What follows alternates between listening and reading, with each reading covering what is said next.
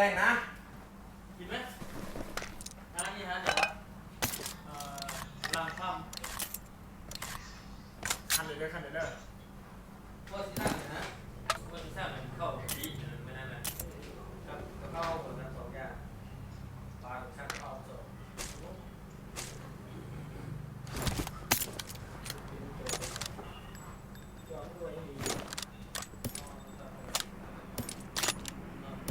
เจ๋งมากเพราะว่า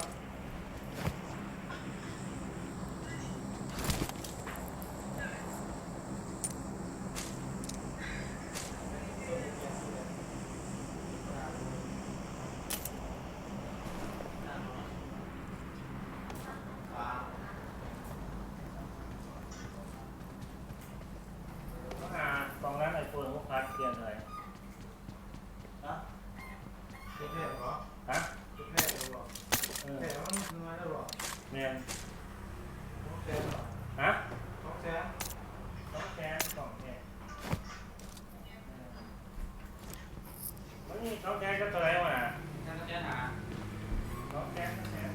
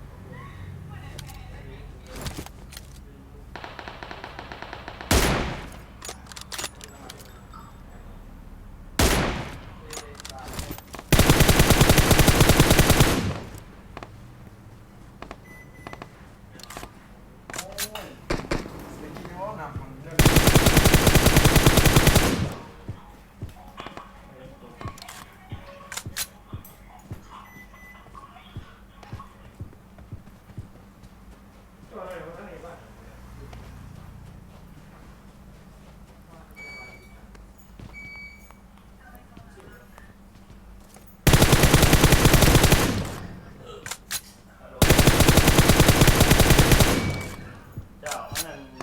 มันก็ตรงหนำด้วยเนาะแล้วก็กินนะติดเดียเด้อนะเติมสวย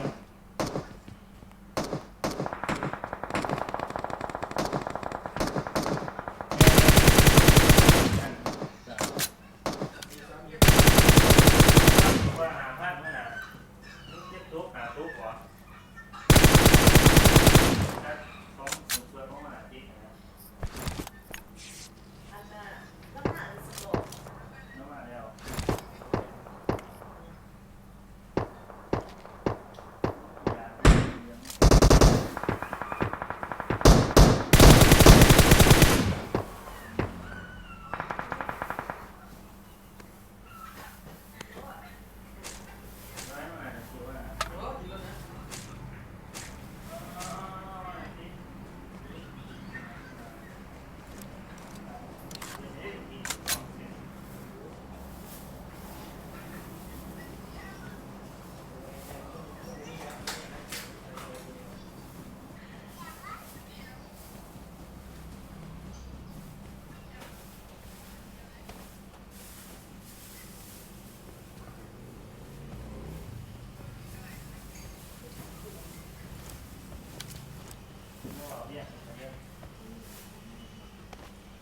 ก็จะประกอบด้วยทุนนักศึกษามา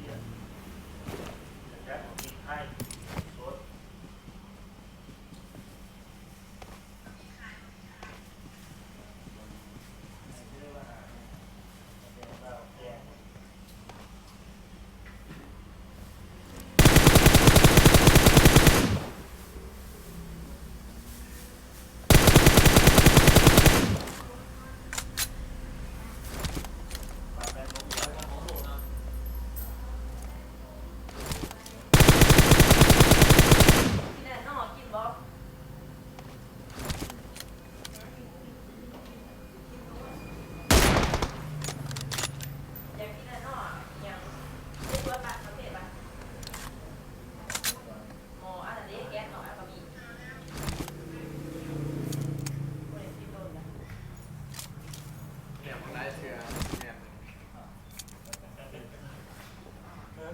ตาคอนลงมามันเกี่ยวอะไรหอดเสา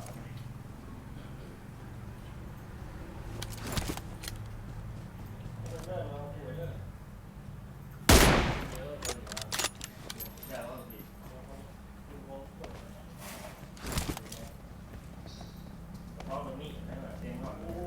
สบายเลย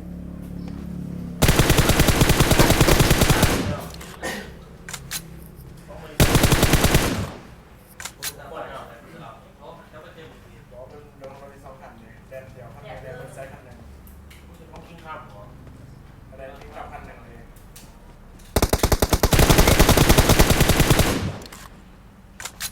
มันอะไรนั่นแหละกินข้าวหรอไอ้เจ้าดูอะไรกับพวกนั่นเขาแบบก็ เดี๋ยวไปนอนพวงเลยนะ เสียไปคันเดียวเสียไปแล้วก็คันขับ ไปย้อนใส่กันที่ไปย้อนใส่กันที่ หมอแล้วก็ ก็จะได้สั่งเลย เอ๊ะ ต้องเมื่อไรครับ เอาไปเอาตัวมาซะ จะตาย ไม่เอา ก้อนนี้ก้อนนี้เราตาย ถามว่าที่เราจะตัวตายบ่ แป๊บเดียวต้องวันทายบอก นี่ตัวนี้เขาจะเรื่องงานยังไงเรื่องตัวดนตรีเลยเนาะ หักเลยนะ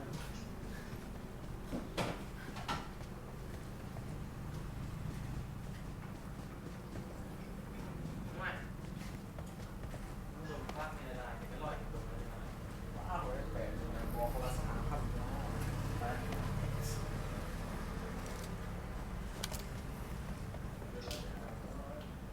นี่แก้ไปแก้ตัวไหนที่ ดาวคือผู้สาวไหนผู้สาว นะจะมาอย่างนี้หรอ เราเก่งกอบ นะ การเจ้าคิวครับเจ้าบอกที่ตรงของเรา นา มาเสีย เก่งกอบ เก็บ อะไรกันนะกอ